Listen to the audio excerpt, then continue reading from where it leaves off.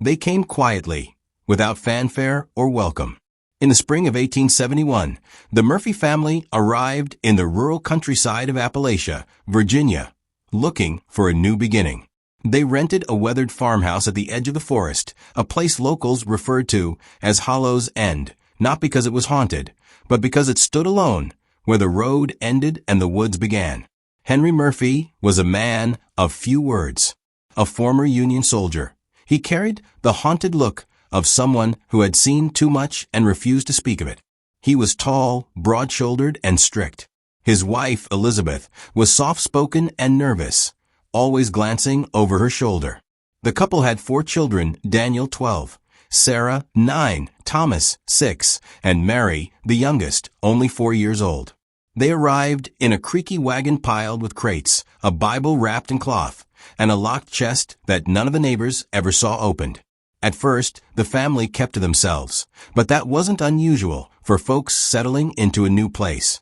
The people of Millridge were used to the quiet comings and goings of farm families. Still, there was something off. Something even the most polite neighbor couldn't ignore. For one, the Murphy children never spoke in public, not a word. At church, while other children giggled and whispered through sermons, the Murphys sat like statues.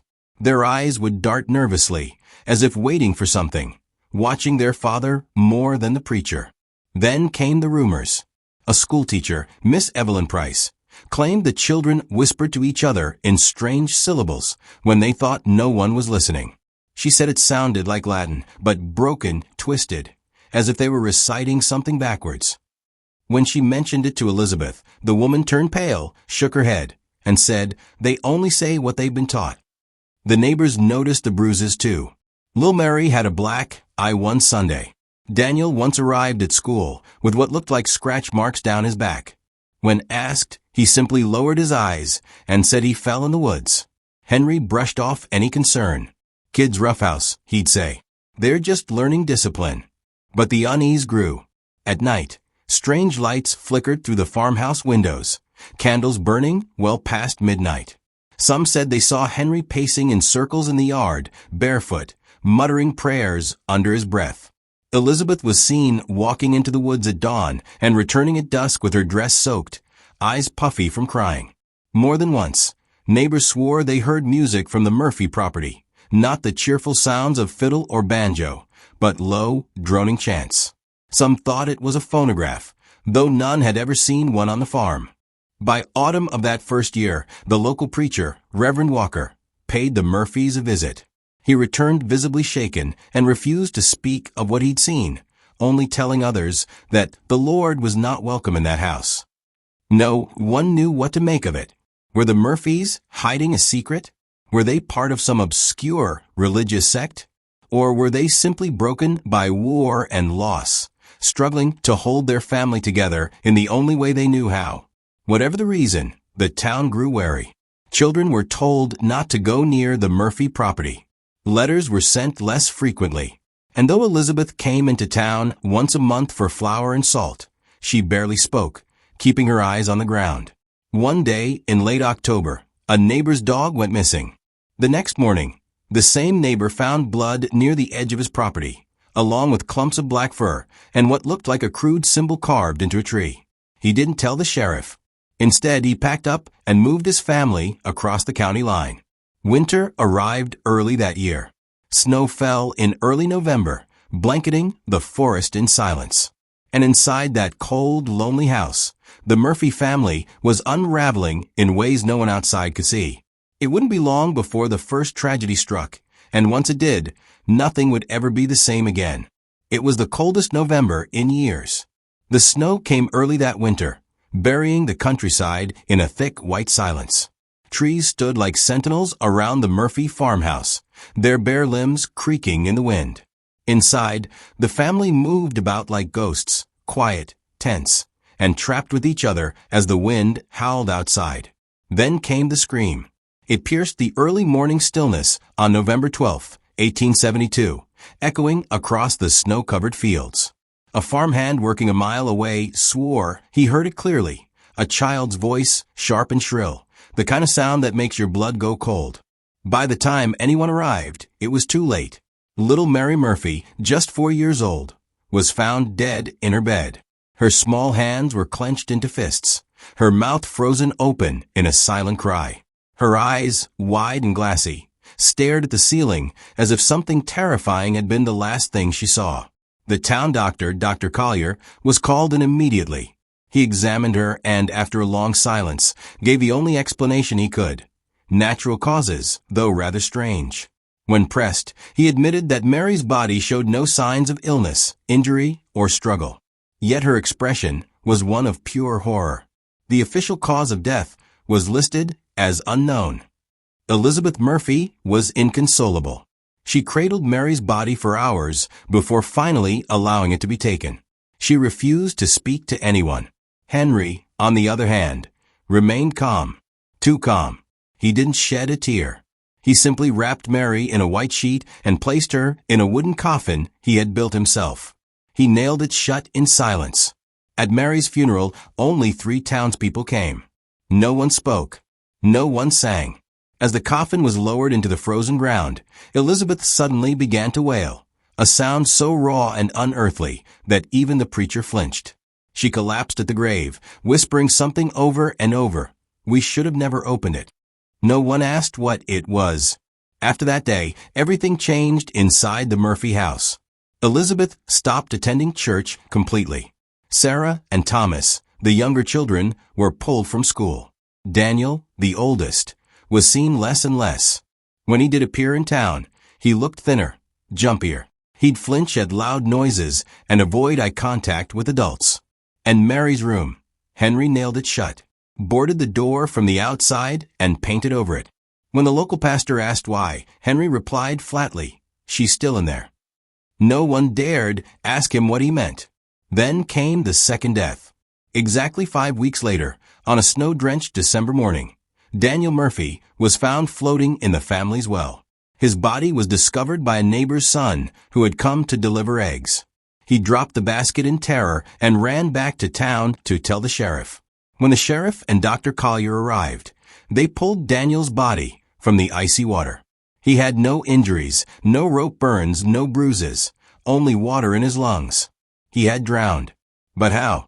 The well had a locked wooden cover, too heavy for Daniel to lift alone. There was no sign of a fall. And when the sheriff questioned Henry, the man replied, stone-faced. He was called. That answer chilled the sheriff more than the wind ever could. At Daniel's funeral, no one from the town came. Even the pastor stayed home. The Murphy family buried their second child themselves. And so, in the span of a single month, 2 children from the same family had died under mysterious and deeply unsettling circumstances. Whispers began to spread. Some said Henry was responsible. Others blamed Elizabeth, saying grief had driven her mad.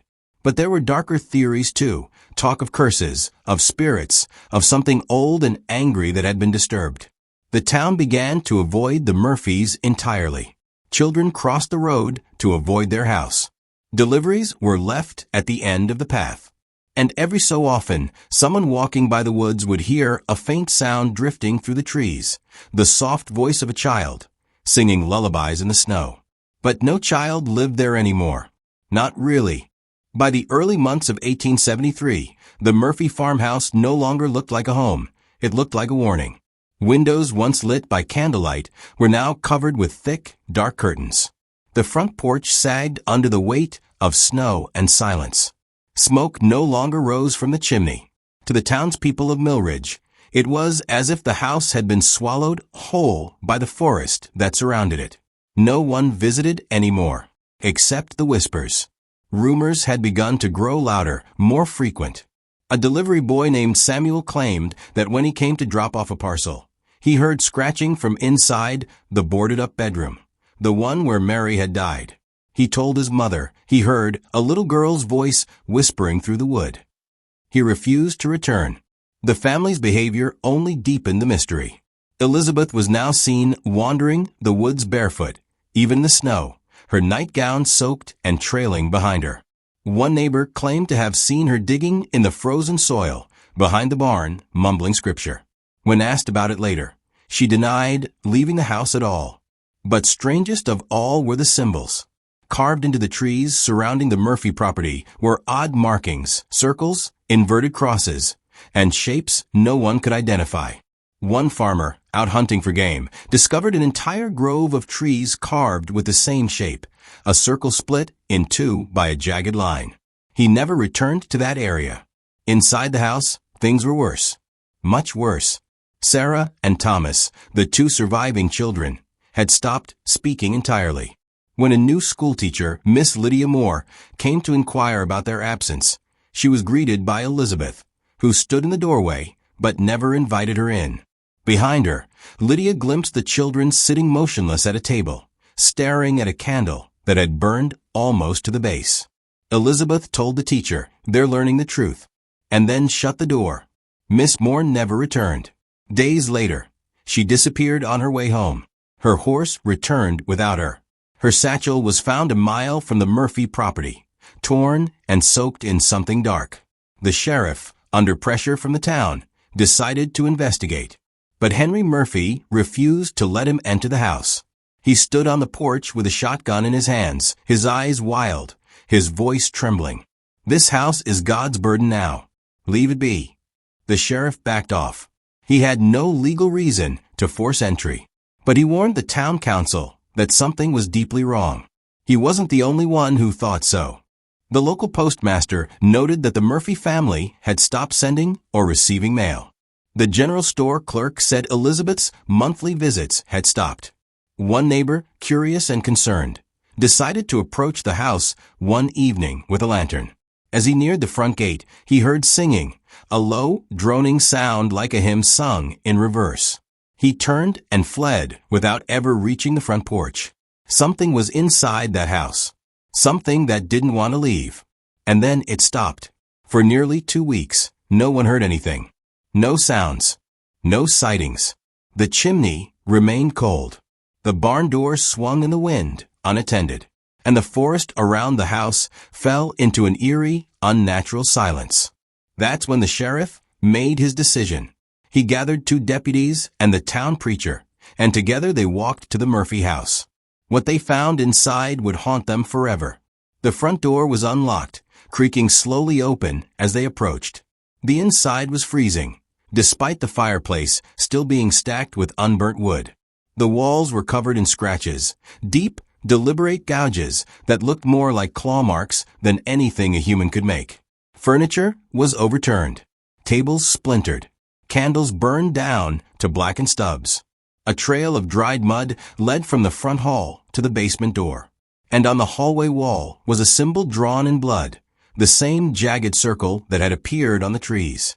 There were no voices, no cries, no sign of life, until they opened the basement door. But what they found down there belongs to another chapter entirely. The smell hit them first. As the sheriff and his 2 deputies stepped into the narrow stairwell leading down into the basement, a thick, rotting stench rose to meet them. It was the scent of something long decayed, earthy, metallic, and foul. One of the deputies gagged and covered his mouth with a kerchief. The preacher began quietly reciting the Lord's Prayer. The steps creaked underfoot as they descended, lanterns flickering against the damp stone walls. The deeper they went, the colder it became, and the more their nerves began to unravel. This was not the kind of chill that came from winter. This cold felt ancient, unnatural. At the bottom, they found a room that looked nothing like a family storage cellar. The walls were lined with scorched prayer books and broken crucifixes. In the center was a crude circle drawn in ashen blood, surrounding a wooden chair. And in that chair sat Henry Murphy. He was still alive, but barely. His eyes were sunken, his skin drawn tightly over his bones, and his lips cracked from dehydration. He looked like he hadn't eaten in weeks. He didn't move when they entered. He only muttered one thing over and over. "We open it, we opened it, we opened it." The sheriff called his name. Henry turned his head slowly, his gaze glassy. "Don't touch the door," he said. "If you touch it, he gets out." "What door?" the sheriff asked, but Henry only smiled, his mouth twitching into a grotesque grin. Then he collapsed. The sheriff rushed forward, but Henry was already gone. Dead, starved, and frozen to the chair he had chained himself to. In his hands was a scorched Bible, its pages blackened by flame. One phrase remained visible on the open page: "Let the wicked be turned into hell, and all the nations that forget God." That was when they heard it, the sound from upstairs. A soft creaking floorboard. A slow dragging noise. They drew their pistols and hurried back up, calling out for Elizabeth and the children. No answer. The house remained dark and cold. They searched every room until they reached the last bedroom at the end of the hall, the one that had been nailed shut since Mary's death. The sheriff hesitated, then kicked it open. Inside, the room was untouched, as if time had frozen. The child's bed was neatly made. Toys lay scattered on the floor. A doll sat on the windowsill, staring out at the woods. But on the wall, someone had written dozens of sentences in chalk, over and over. "He waits in the quiet. He told me his name. I let him in." And beneath the writing lay Elizabeth Murphy. She was on her knees, facing the wall, her hair gray and tangled. Her fingernails were worn to the bone, scraped down to nothing. She had clawed at the wall until she died. There was no blood on her body, no sign of injury, but her face was twisted in such horror, the preacher screamed and dropped his Bible. In the barn, they found Thomas, hanged from the rafters, with a rosary clutched in his hand. A note was pinned to his chest, written in a child's shaky hand. "I'm sorry. I didn't want to help him, but Sarah made me." But there was no sign of Sarah. She was the only one not accounted for. In the days that followed, a search party combed the woods and ravines surrounding the property. No trace of her was ever found. Theories ranged from her running away to something darker, something unspeakable. The official cause of death for the Murphy family was filed as murder-suicide due to extreme mental illness. But the sheriff refused to sign off on it. He told the coroner, "I've seen men broken by war. I've seen madness. But that house didn't look mad. It looked used, like something was living in it alongside them." He retired the next day and never spoke of the case again. The Murphy home was boarded up and abandoned. A year later, it caught fire in the middle of the night. No one was nearby. No one saw who or what set the blaze. Only the stone chimney remained blackened and alone, standing like a grave marker at the edge of the woods. But the story wasn't over. Not yet. After the fire, the Murphy property became a place people crossed the road to avoid. All that remained of the once standing farmhouse was the charred foundation and the blackened stone chimney, rising like a crooked finger toward the sky. The earth around it, once fertile farmland, seemed to go sour. Grass refused to grow, animals avoided the area, and even birds flew in a wider arc around the trees that bordered the land. The town of Millridge tried to forget, and for a while they did. But the land wouldn't let them. In the spring of 1876, a group of traveling railroad surveyors passed through the area and made camp near the edge of the old Murphy land. That night, one of them vanished. His tent was found torn open, his boots still at the entrance. No sign of a struggle, no blood, just deep tracks leading from his tent toward the chimney, and then stopping abruptly. They never found him. A month later, a newly married couple, unaware of the land's past, purchased the acreage at a steep discount. Their dream was to build a fresh homestead on quiet, isolated land. Within weeks of moving in, the wife was seen in town with scratch marks on her arms and bags under her eyes. She claimed something in the woods was whispering to her child at night. Her husband scoffed, saying she was suffering from nerves. 2 weeks later, she disappeared. The husband was found in the root cellar, eyes gouged out and a Bible torn in half in his lap. Their child, gone without a trace. By then, the town had had enough. The land was declared cursed, unfit for building, and local authorities erected a wooden fence around it. No trespassing signs were nailed to every post. But it didn't stop the curious, or the foolish. In 1891, a group of amateur spiritualists from Baltimore arrived in Millridge after reading about the Murphy case in an obscure occult journal. They claimed the family had been vessels, and that the house had once sat on a spiritual thin place, a rift between the living world and something else. They camped near the old chimney and conducted rituals over the course of 3 nights. On the 4th morning, a local farmer found their camp abandoned.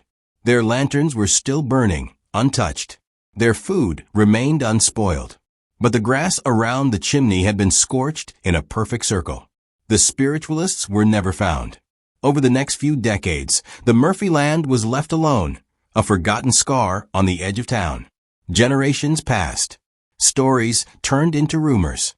Rumors faded into legend.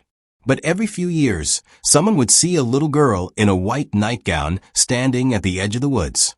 She never moved. She never spoke. She simply stared. In 1945, a group of teens dared each other to spend the night on the property. Only one of them returned. He never spoke again. Not a single word. Not even to his parents. He spent the rest of his life in a sanitarium, scribbling the same symbol over and over on the walls. A circle split by a jagged line. The symbol found on the Murphy trees. On their walls. In their basement. In 1973, developers tried once more to buy the land and build a small housing development. The project was approved. Equipment arrived. But on the first day of excavation, a bulldozer unearthed something unexpected beneath the old chimney. A trapdoor sealed with rusted iron hinges and lined with scripture written in both Latin and English. Workers claimed to hear a faint sound when they opened it, a whisper. They resealed it immediately and walked off the job. No homes were built. To this day, the land remains untouched. The stone chimney still stands, surrounded by forest and rot, its base now hidden by overgrowth. People say if you stand close enough, you can still hear the murmurs, the faint sound of something moving beneath the soil. And late at night, when the fog rolls in and the moon is thin, the children of Millridge are told to stay inside, not because of wolves or weather, but because Sarah Murphy never left, and she's still looking for someone to play with,